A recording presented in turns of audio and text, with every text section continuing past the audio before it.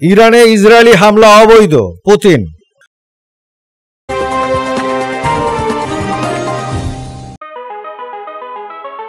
শান্তিপূর্ণভাবে পারমাণবিক কর্মসূচি নিয়ে এগিয়ে চলা ইরানের উপরে ইসরায়েলি এই হামলাকে অবৈধ বলে দাবি করেছে পুতিন। এমন এক সময় পুতিন এ মন্তব্য করলেন যখন ইরান ইসরায়েল যুদ্ধের গতি তীব্রতর হচ্ছে এবং এই যুদ্ধে নিজেদের উপস্থিতি জানান দেওয়ার জন্য পুতিনের এই ধরনের মন্তব্য। পুতিন বলেন, ইরানের উপরে ইসরায়েল বা তার মিত্রদের এই ধরনের আক্রমণ বা ইরানের সার্বভৌমত্ব নষ্ট করে দেওয়ার এই চক্রান্তের বিরুদ্ধে ইরান কখনো একা থাকবে না।